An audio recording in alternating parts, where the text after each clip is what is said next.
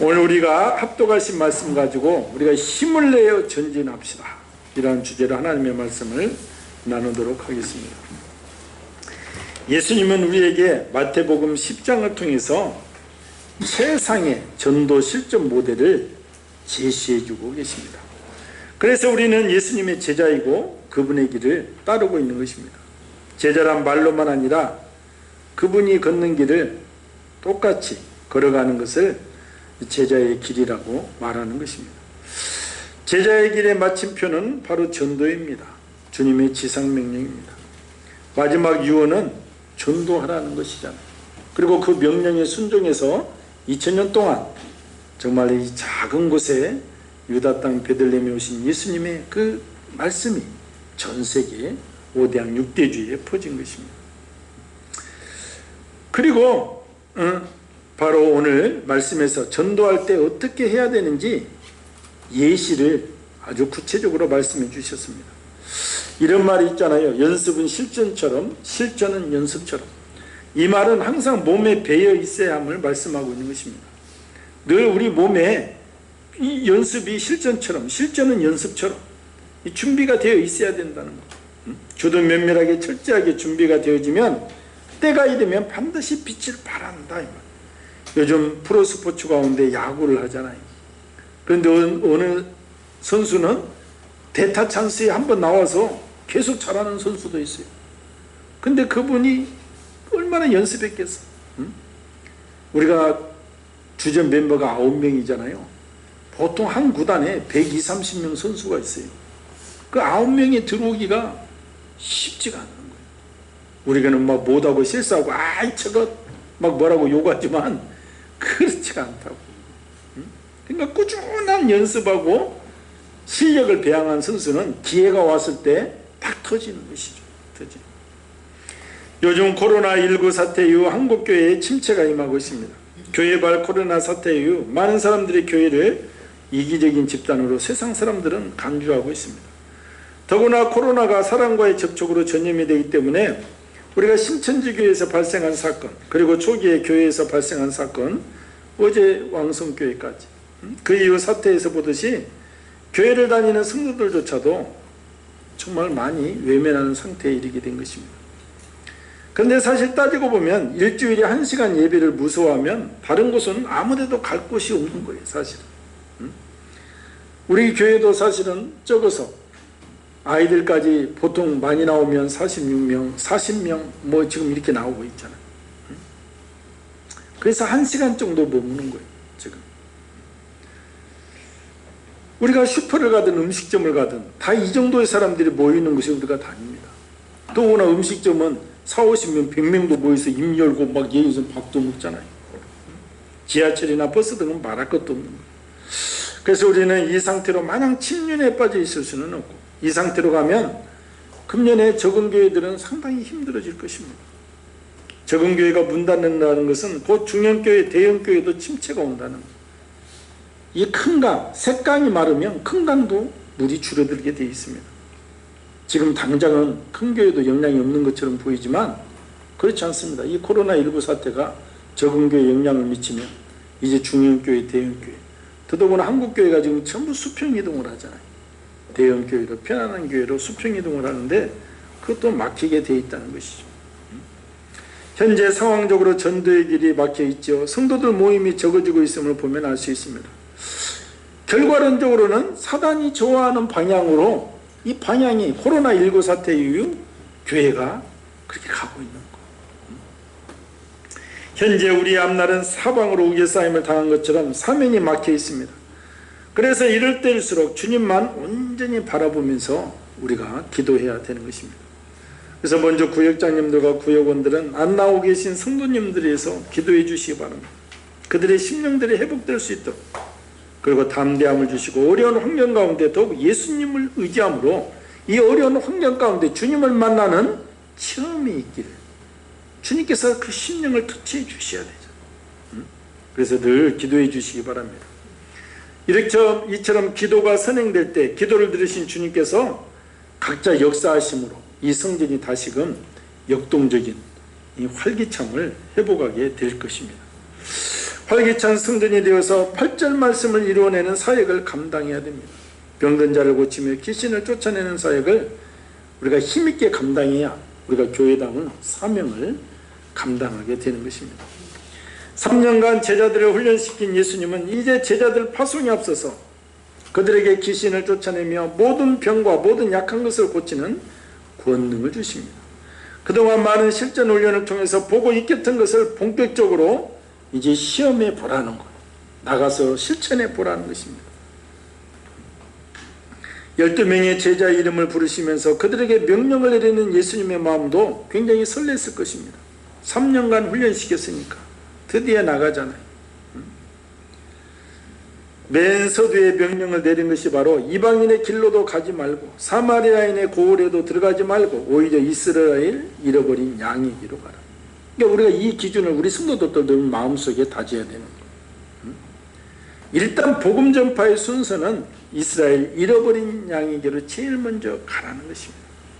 그 다음에 사마리아인의 고을로도 가고 그 다음에 이방인에게 가라는 거예요. 이 본문에는 오히려 이렇게 나와 있지만 원문에는 이 오히려가 반드시 이렇게 나와 있습니다. 이 사실을 우리가 마음속에 새겨야 되는 거예요. 앞에서 말씀드렸지만 교회에 나오시다가 코로나로 쉬고 계신 분들을 위해서 먼저 기도하고 실종한 심령들을 찾아보고 그렇게 해라는 것입니다. 융통성이 없는 꽉 막힌 원칙이 아니라 할 수 있으면 이렇게 하는 것이 전도의 기본이라는 거예요. 오늘 성경에서 반드시 그렇게 하라는 거예요. 반드시. 우리에게 적용하면 형제간 그리고 가족, 먼 친척, 이웃, 그러니까 조국 대한민국에 먼저 복음을 전하는 것입니다. 그 일을 하면서 다니다가 안 나오는 실족한 사람들을 먼저 찾아보고 그 다음에 믿지 않는 자들, 그 다음은 북한, 그리고 그 다음에는 열방, 이런 식으로 하라는 거예요. 핏줄이 무섭습니다. 우리가 본다면 우리말로 우리나라 사람들에게 복음을 전하는 것이 정서나 관습이나 문화적 관점에서 당연히 더 효율적인 것입니다. 애국인에게는 애국인이 그 본토인이 복음을 전하는 것이 더 효율적입니다. 그러니까 선교사가 직접 애국인을 전도하고 교회를 이루게 하는 게 아니라 소수의 원주민을 선발해서 이들을 믿음 안에서 잘 양육해서 이들로 본토인에게 복음을 전하는 것이 더 효율적이고 초대교회 선교사들이 이 일을 감당한 것이죠. 그동안 목회가 어떻게 될까 해서 저도 근시안적으로 앞만 보느라고 선교에 대한 비전과 꿈이 있었는가? 저도 잊고 살았는데 제가 되돌아보니까 저도 신대원 시절에 이 선교를 놓고 앞으로 교회를 개척하면 현지인을 데려다가 양육을 시켜서 파송을 해서 교회를 세워야겠다. 이런 꿈을 가지고 기도한 것이 떠오르는 거예요.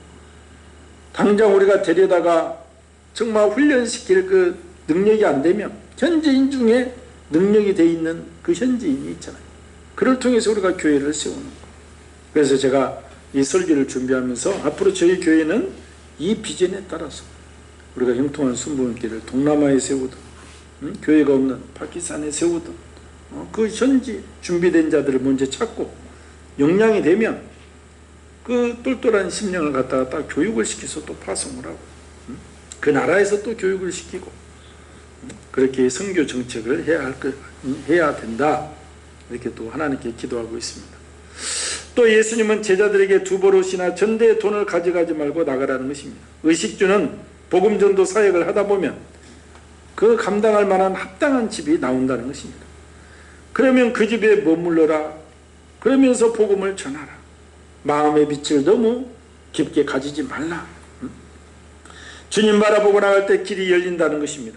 그럼 전도가 쉽습니까? 여기까지 보면 전도 여행이 쉬울 것 같아도 그 예수님은 너희들이 미움을 받을 것이다 말씀하고 있습니다.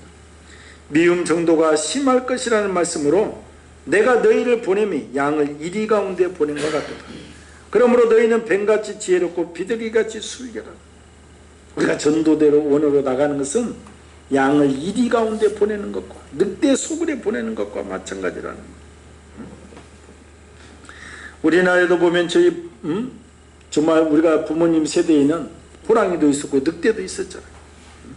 근데 지금은 없고 지금은 동물원에 가서 늑대를 보는 거예요. 개하고 비슷하게 생겨서 일반인들은 사실은 분별하기조차 어렵습니다. 그런데 우리가 TV에서 가끔 중앙아시아 그 푸른 초원지대를 보면 이 목동들이 가장 가장 신경을 쓰는 것이 몽골도 마찬가지고 늑대입니다. 늑대의 공격. 늑대가 이 정말 양들, 소들을 공격하기 때문에 그걸 방어하는데 최선의 힘을 다하는 거예요. 조금만 빈틈이 있어도 그 틈을 타고 들어오는 것이 늑대예요. 일이. 한 번은 중앙아시아 편을 보는데 목동들이 양과 염소들을 우리 안에 듣고 아주 빈틈을 잘 막더라고. 빈틈. 늑대가 못 들어오게끔. 그런데 그 이튿날에 보니까 양들이 몇십 마리가 죽었어요. 몇십 마리. 그래서 그 이튿날 어디가 뚫렸냐? 뚫린 자국이 없는데. 그런데 어디로 늑대가 들어왔냐? 지붕에 올라가서 굴뚝을 타고 들어오고, 굴뚝을 타고. 이야, 그게 영리한 거예요. 그러니까 늑대가 먼 산에서 쳐다보고 있는 거예요. 어디를 막고 있는지. 그리고 굴뚝을 타고 들어와서 그 일을 하더라고요. 그러니까 이 말은 세상 사람들이 교회와 전도자에 대해서 전도자들을 다루는 모습들이 엄청나다는 거예요. 지금도 세계 우리가 동성애자니 뭐니 해서 이 교회의 앞길을 막고 오직 예수님만이 구원자이시다 이것을 해체하기 위해서 이 조여오잖아요. 동성애 차별금지법 이런 걸 가지고 유엔부터 시작해서 미국부터 넘어가고 점점 조여오는 거예요. 모든 수단 방법을 통해서 전도의 길을 막고 공격하고 WCC 종교통합주의 다 종교의 길은 같다는 거예요. 근본주의 개신교들 너희들이 문제라는 거예요. 왜 예수만이 구원자나? 그걸 해체를 시키는 거죠. 그래서 제자들에게 뱀같이 지혜롭고 비둘기같이 순결함으로 위협에서 벗어나라 말하고 있습니다. 그러니까 뱀처럼 지혜로우라는 말씀은 위험에 처했을 때 그 위험에서 벗어날 줄 알라는 거예요. 뱀은 이 길을 모면하는데 다른 동식물에 비해서 뱀이 가장 탁월하다.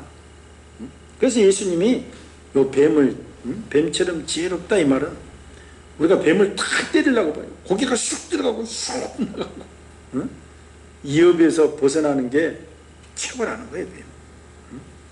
그러니까 그 전도대원들 그 배워라는 거예요. 위협에서 신속히 벗어나는 법을 배워라는 거예요. 그렇다고 해서 일부러 위험에 자신을 노출시키거나 위험이 다가오는데도 피하지 않고 있다가 당하는 것을 원하시는 것이 아닙니다. 선교지에서도 그냥 뚝심으로 버티다가 추방당하거나 말썽을 일으키지 말라는 거예요. 양이 늑대들 속에서 살려면 조심을 많이 해야 되잖아요. 세심한 주의를 기울이지 않으면 금방 발각이 됩니다.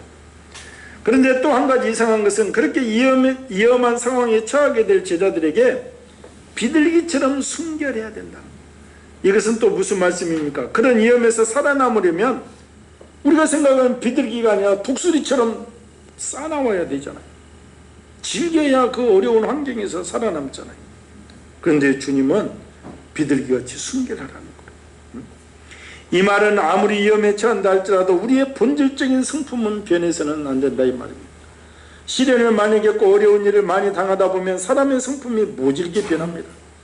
그러나 천국의 복음을 전해야 할 제자들이 위험을 많이 겪는다고 성질이 모질게 변하면 곤란하다는 거예요. 예수님이 고난을 당하시고 십자가에 못 박히시면서 성품이 모질게 변합니까? 그렇지 않습니다. 보통 사람들은 변합니다. 모질게 변하고 이를 부들 내가 반드시 복수하리라 부들부들 몸을 떨잖아요. 예수님은 오히려 비웃고 조롱하는 무리들이 저들이 하는 일을 저들이 모르는도다 이렇게 말씀하십니다. 그리고 그들을 용서해달라고 기도하십니다. 그러니까 여기서 순결이라는 원래의 뜻은 온순하고 해가 없어야 된다는 거예요. 그러니까 위험에서 벗어나기 위해서 뱀처럼 재빠르고 지혜로워야 된다는 거예요. 그러나 그런 과정에서 사나워지거나 다른 사람에게 해를 끼쳐서는 안 된다는 거예요. 자기가 살아남기 위해서는 상대방을 해치는 것이 필요할 때가 있습니다. 그것이 정당방위로 인정되고 용납될 수도 있습니다. 그러나 예수님은 그렇게 하지 말라는 거예요. 예수 그리스도의 복음을 칼과 힘이 아니라 사랑과 용서에 의해 전파되는 것이 예수님의 복음이라는 거예요. 과거에 무력으로 십자가를 전파하려는 시도들이 있었습니다. 당시에는 단기적으로 효과가 있었을지 모르지만 그것은 복음을 전하는 방법이 아니고 오히려 막는 역할을 했습니다. 십자군 전쟁이 이를 증명하고 있잖아요. 그 당시 십자군 길목에 있었던 나라들은 지금까지도 십자가만 보면 극심한 공포를 느끼는 거예요. 살인 기계로 느끼는 거예요. 터키나 다 그렇습니다. 만약 예수께서 무력을 행사하는 왕으로 오셨다면 십자가에 못 박혀 죽으실 필요도 없었을 것입니다. 우리가 십자군 전쟁을 역사 속에서도 보면 그렇죠. 거룩한 기독교 중세에 얼마나 하나님을 사랑합니까? 그런데 예루살렘이 어찌 저 무슬림들이 용납할 수가 없는 거예요. 군대를 통해서 십자군 원정 전쟁을 가잖아요. 지고 빼앗고 빼앗았지만 뭐예요? 막 십자군이 지나가는 길은 공포의 도가니. 오히려 지금은 완전히 그 길목이 무슬림들로 가득 차버렸죠. 예수님을 믿지 않는 자들로 가득 차버린 거예요. 무력이라는 게 그렇다 이 말이에요. 예수를 위해 산다는 것은 때때로 이리 가운데 양으로 사는 것과 같습니다. 많지는 않지만 아무도 믿지 않는 가정에서 혼자 예수를 믿으며 사는 분들 정말 힘들게 사는 것을 봅니다. 또 그리스도인이라는 이유로 우리가 박해를 당하고 불이익을 당하고 멸시를 당할 수도 있습니다. 그러나 이러한 것들이 우리를 하나님의 사랑으로부터 끊을 수는 없다는 것. 오히려 이런 일을 통해서 우리가 하나님의 자녀이며 천국을 소유한 사람이라는 것을 확인할 수가 있다는 것입니다. 성경에 기록된 말씀과 사건들이 그것을 분명히 말하고 있습니다. 그리고 역사 속에서 우리의 믿음의 선배들이 그것을 보여준 것입니다. 제자들의 문제가 바로 그것이었습니다. 물론 제자들이 두려워할 이유는 충분히 있었습니다. 견디기 어려운 모욕과 고난이 앞에 놓여 있었습니다. 그 앞에서 두렵지 않을 수가 없는 것은 사실입니다. 그래야 만약 그들이 그 두려움에 사로잡히게 된다면 그 어려움을 향해 단 한 발짝도 떼지 못하고 말 것입니다. 우리는 전도로부터 올 수 있는 두려움과 모욕은 이미 예수님이 말씀해 놓았기 때문에 그런 일을 당할 때 우리가 기뻐하는 거예요. 그래서 우리가 예수님을 전도하면서 복음 핍박을 당하는 거, 아, 말씀대로 이루어지는구나, 이루가 되는 것이죠. 이 말씀을 알기 때문에. 그리고 우리가 더욱더 힘을 내서 나갈 수가 있는 거예요. 하지만 엄연히 전도의 현실 앞에 두려움이 있습니다. 그래서 예수님은 그런 적 두려워하지 말라. 그리고 두려워하지 말아야 할 이유들을 말씀하십니다. 첫 번째 이유가 예수님 내가 곧 길이요 진리요 생명이기 때문에 우리의 길 되시고 진리의 길이 있는데 무엇을 두려워하냐는 것입니다. 그리고 세상의 두려움이 우리 영혼을 감당할 수 있냐는 것. 오직 영혼을 감당하시는 그분 하나님을 두려워해야 된다. 우리 육은 죽일 수 있어도 영원히 사는 이 영혼을 감당하시는 그분을 두려워하라는 것. 예수님은 자신이 바알셉을 힘으로 귀신을 쫓아낸다는 기가 막힌 소리를 듣는다 할지라도 또 제자들이 천국 복음을 전하면서 어떤 모함과 멸시를 당한다 할지라도 그것을 미리 두려워할 필요가 없는 것은 곧 진실이 드러난다 이 말입니다. 길이요 진리 되신 주님을 믿으면 진리를 위한 핍박은 그 진리가 밝혀지는 날 반드시 보상을 받게 되어 있습니다. 또 제자들이 두려움에 빠져서는 안 될 이유가 무엇인가 하면 하나님이 보호하시고 돌보아 주신다는 거예요. 우리가 복음 전하고자 하는 마음, 우리가 다른 심령, 실족한 심령을 위해서 기도할 때 주님의 사랑이 우리 마음에 임한다는 것입니다. 여기서 하나님이 돌보신다는 것은 제자들이 아무런 해나 고통을 당하지 않게 될 것이라는 의미가 아닙니다. 예수님이 아주 적절한 비유로 말씀하고 계십니다. 참새 2마리가 한 아사리온에 팔립니다. 우리나라도 이전에 포장마차에서 참새구이 팔았잖아요. 저도 참새구이 포장마차 가서 많이 먹었는데 포장마차는 기본적으로 가난한 서민이 가는 거예요. 그리고 안주가 싸니까 서민들이 하죠. 그래서 때로는 이게 병아리 새끼냐 참새 새끼냐 진짜 아줌마 참새 맞아? 이렇게 물어볼 때도 있고. 아무튼 참새가 상징하는 것은 싸다 이 말이야. 싸다. 응? 참새 한 마리를 소 한 마리나 양 한 마리에 비교할 수 없는 것 아니 비교할 수가 없잖아요. 그렇지만 그렇게 값없는 참새 목숨이라도 하나님이 허락하지 않으시면 땅에 떨어질 수 없다. 하물며 참새보다 훨씬 귀하고 사랑받는 하나님의 자녀들이 복음을 위해 목숨을 잃는 일을 하나님이 모르고 계시겠냐는 거예요. 절대 그렇지 않다는 거예요. 그 희생하는 귀한 목숨 때문에 하나님이 얼마나 가슴 아파하고 슬퍼하겠느냐. 그 예시가 사도행전 7장에 나와 있습니다. 스데반 집사 순교 장면이 사도행전 7장에 나오잖아요. 우리가 보편적으로 성경을 보면 하나님이 보좌에 앉아 계시고 보좌 우편에 예수님이 앉아 계시는 걸로 나오잖아요. 근데 스데반 집사가 돌로 맞아 죽을 때 예수님이 서서 안타까운 마음으로 쳐다보시고 있는 장면이 예수님이 서서 보고 계시는 거예요. 서서. 근데 우리가 복음 때문에 고난을 당하고 모욕을 당하고 눈물 흘릴 때 주님은 그 눈물을 반드시 기억해 주시고 우리의 삶을 주관해 주신다는 것입니다. 내가 세상에 화평을 주러 온 줄로 생각하지 말라. 화평이 아니라 검을 주러 왔다. 성경 말씀이 역설적으로 기록되어 있는 것들이 많이 있는데 본문도 그 중에 하나입니다. 사랑의 하나님께서 세상에 화평이 아니라 검을 주러 오셨다는 말씀입니다.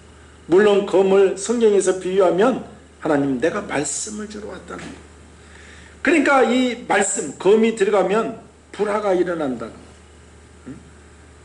이 가정에도 검, 하나님의 말씀이 들어오면 불화가 일어난다. 왜냐하면 이때의 세상은 자기 중심적인 마음의 세상입니다. 사실 우리가 예수님을 믿지 않았을 때는 무엇을 해도 죄의식이 없습니다. 이유는 나의 가치관만 맞으면 되기 때문에.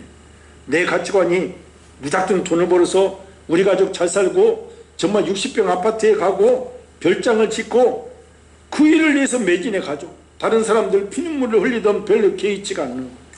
잘 안 보이죠. 하나님의 말씀이 들어오지 않으면 우리 가족 나 중심적으로 사는데 전혀 이상함이 없는 것입니다. 그런데 일단 하나님의 말씀이 내 속에 들어오면 내 이웃을 내 몸처럼 사랑하라. 그래서 갈등이 생기는 거죠. 하나님의 말씀이 들어오면 네 형제가 지옥에 떨어지는 거. 그러니까 말씀으로 야 교회 가자. 엄마 아버지 우리 교회 갑시다. 불화가 일어난다는 거지. 불화가 일어나죠. 야 믿으려면 너나 믿어라. 다시는 그런 얘기하지 말라. 사람들이 모이는 곳에 종교 얘기하는 거 아니다. 이렇게 얘기하죠. 그러니까 내 이웃을 내 몸처럼 사랑하라. 아니 지금 내 자신이 먼저인데 갈등이 시작된다는 거예요. 가족 식구들도 세상적인 가치관으로 살면 불화할 수밖에 없는 것입니다. 오직 말씀대로 사는 자가 되는 것, 이것이 자기 십자가를 지고 가는 신앙생활이 되는 것입니다. 오늘 우리가 읽은 본문은 지금까지 설교한 험난한 전도의 정을 실행할 경우에 전도자를 영접하고 섬기는 자에게 이러한 복을 주시겠다는 것. 그러니까 우리가 피스메이커잖아요. 우리가 전도, 복음을 걸음을 걷는 것은 하나님께서 우리를 기억하시고 복을 주시는 것은 물론이고 우리를 받아들이는 그 신령들에게도 상이 있다는 거예요. 상이. 그래서 지금까지 설교한 말씀 중심으로 전도여행에 나설 때 전도자를 영접하는 것은 예수님을 영접하는 것이고 이는 결국 하나님을 영접하는 것이 된다는 것입니다. 이는 마치 그리스도 안에 하나님이 계셔서 하나님이 그리스도를 통하여 당신의 일을 하시는 것과 마찬가지로 제자들은 예수의 메시지를 가지고 나아가 자기들의 생각과 뜻이 아니라 바로 그리스도의 복음을 전파하는 그리스도의 일을 하는 것이기에 받는 자들에게 복을 준다는 거예요. 우리가 나가는 것은 우리의 말을 가지고 나가는 것이 아니잖아요. 예수님의 말씀을 가지고 나가기 때문에 나를 영접하는 자도 예수님을 영접하는 것과 똑같은 복을 주신다. 그래서 선지자로 영접하는 자는 선지자의 상을 주시고 의인으로 영접하는 자는 의인의 상을 주신다. 전도에 지체했을 때 냉수 한 그릇 주는 것도 주님께서 상급으로 갚아주시겠다는 거예요. 찬물 한 사발의 제공은 선행에 가장 초월할 만큼 대단한 것은 아닙니다. 물론 메마르고 무더운 팔레스타인 기후 조건 하에서 한 그릇 냉수란 곧 생명 넘치는 한 대로 의미할 수도 있습니다. 이처럼 비록 하찮게 보이는 자들에게 베풀어지는 정성 어린 대접은 제공하는 편에서는 별것 아니랄지라도 제공받는 자와 그를 그곳에 보낸 자의 편에서는 귀중한 선물로 여긴다는. 그래서 내가 예수님의 복음을 들고 나가서 핍박을 당하거나 이 또 환대를 받거나 주님께서는 나를 지키시고 보호하실 뿐만 아니라 환대하는 자에게 복을 주신다. 그래서 이렇게 냉수 한 그릇도 환대하는 자들의 봉사를 단순한 도덕적 선행 이상의 가치로 주님은 평가하고 계신다 이 말입니다. 각각 마음의 정한 대로 영접할 때 그에 합당한 상을 받게 된다는 것입니다. 그러니까 오늘 말씀을 보면 우리가 영혼 구원에 나서는 것은 영적으로 보면 최고의 선물입니다. 그러나 그들이 복음을 받아들이지 않고 오늘 말씀처럼 조금만 전도자들을 섬겨도 그들에게는 또 엄청난 복을 주신다. 그러니까 전도하러 나가는 자체가 이미 세상 가운데 복을 던지러 나간다는 것을 우리가 깨달아야 되는 것입니다. 물론 궁극적인 목적은 영혼들의 미래를 천국으로 인도하는 것이지만 주님은 전도자를 대하는 태도만 보고도 그들에게 베풀어 주신 은혜가 많다는 것입니다. 오늘 주님은 전도의 실천을 명령하면서 전도하는 방법, 전도할 때 당하는 모욕과 핍박, 마치 늑대의 우리 가운데 양을 두는 것과 같다는 것입니다. 그러나 그 영혼을 관장하는 주님의 거룩한 명령에 순종할 때 그 모든 사명을 감당할 수 있다는 것. 또 어떤 어려운 형편에도 주님께서 지키시고 보호해 주신다. 참새하고 비유하십니다. 그리고 전도자들을 후대하는 자들에게 복을 예비하시고 상황을 보고 두려워하지 말라는 거예요. 영혼을 감당하는 오직 나를 두려워하라는 거예요. 관건은 오직 말씀 중심으로 나갈 때 주님께서 놀라운 은혜로 채워주시고 우리 사역에도 빛을 발하게 하실 줄 믿습니다. 우리 영통한 교우들도 상황이 안 좋을수록 오직 주님 말씀 붙잡고 나갈 때 주님께서 합당한 열매를 주실 줄 믿습니다. 세상이 두렵고 환경이 두렵고 코로나가 두려운 것이 아니라 우리 영혼을 담당하시는 하나님을 두려워하면서 오직 하나님 말씀에 순종하고자 할 때 어두운 세상에 한 줄기 빛으로 쓰임받는 우리 귀한 성도가 될 줄 믿습니다. 이러한 영광스러운 길에 어려울수록 힘을 내어 전진하는 우리 교우가 될 수 있도록 오늘 우리가 늘 힘을 내고 이렇게 힘을 낼 때 주님께서 큰 은혜로 채워주실 줄 믿습니다. 오늘 말씀을 생각하면서 하나님, 우리가 힘을 내어 전진합시다. 주님 다시 오실 말세에는 오직 핍박이 더욱 심하고 정말 우리에게 두려운 일들이 많이 일어나지만 그러나 주님께서는 하늘에서 우리를 지켜주시고 온전히 은혜를 주신다고 했습니다. 또한 우리 전도의 방법, 이스라엘 잃어버린 양에게로 가라.